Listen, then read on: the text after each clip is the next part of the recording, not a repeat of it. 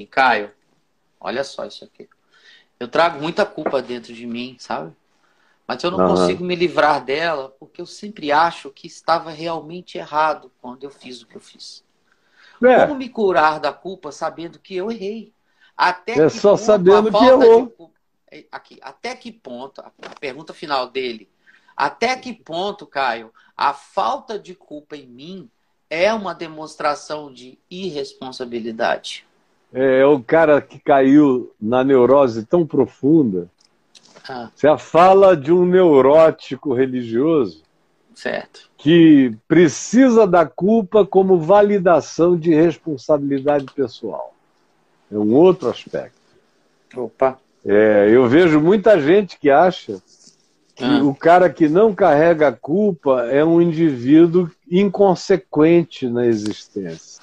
Sim, que... Ele não consegue entender que justamente se cria o oposto. Um indivíduo que é liberto de toda culpa, já não há mais nenhuma condenação para os que estão em Cristo Jesus, Romanos 8, esse cara que ficou livre de toda culpa. O cara sem a culpa é Romanos 7. Desgraçado homem que sou, quem me livrará do corpo dessa morte?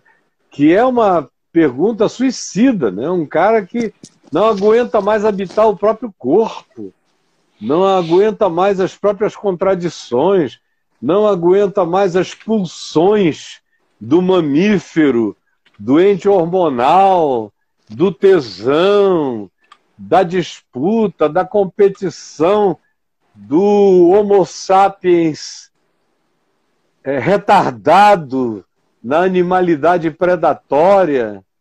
Então, Paulo diz: quem me livrará do corpo dessa morte? Eu quero fazer o bem com a minha cabeça, mas tem um mal que me habita, tem uma pulsão que toda hora me trai. Esse nosso amigo aí, ele só vive nesse ponto da vida, na angústia do cara não perdoado, que não se perdoou. E ele creu e concluiu de que existir com essa amontoação, com esse amontoado, com essa presença de culpa na alma, é o único caminho para ele não se irresponsabilizar na vida. Veja só, como se constrói a própria moral religiosa. A moral religiosa é construída por essa lógica. Eu preciso viver habitado pela culpa para que eu, pela culpa, me sinta responsável e pela responsabilidade eu não cometa mais coisas. Quando é justamente o oposto, é Romanos 8. Agora, pois, já não há mais nenhuma culpa. Nenhuma condenação. Nenhuma condenação. A condenação já vem depois da culpa. Certo. É pela culpa que eu recebo a condenação. Já não há mais nenhuma culpa, portanto, já não há mais nenhuma condenação para os que estão em Cristo Jesus, porque a lei do Espírito da vida, a lei do perdão, a lei do está consumado, a lei da graça, a lei do estão perdoados os teus pecados, meu filho. Está tudo pago. Essa lei do Espírito da vida te livrou da lei do pecado e da morte. E é por causa disso que eu posso agora desenvolver uma nova inclinação na direção do que é bom. Porque, como eu disse antes, quanto mais culpa, mais pecado. Quanto mais certeza de perdão, mais santidade.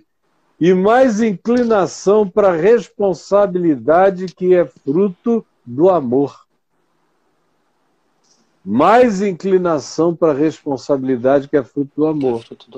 Você veja que o que ele falou ainda é daquela responsabilidade provocada pelo espírito do mundo, que é fundada em medo, pânico, ameaça e tudo mais. Ele ainda está lá.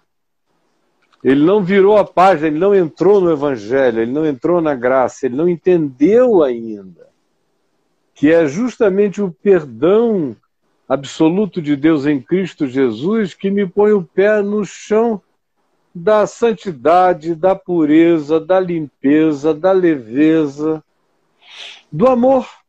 Uhum. Porque as pessoas também não entenderam que o amor, tanto mais quanto cresça dentro de mim, menos me seduz para o pecado.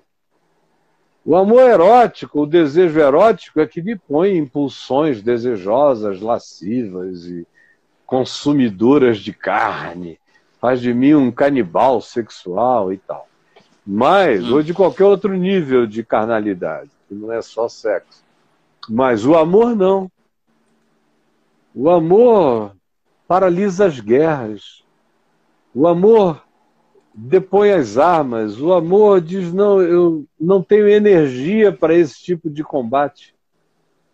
O amor desiste dessa canseira de viver para seduzir. O amor não aguenta ter dois mundos.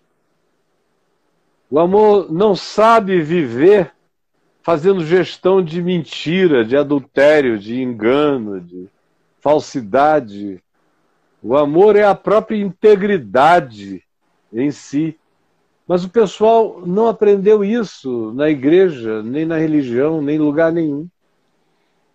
Então, o que nós temos é uma sociedade que, da própria secularidade social, a manifestação religiosa dela, ela não só é apavorada, é culpada, é neurótica, mas ela só consegue piorar.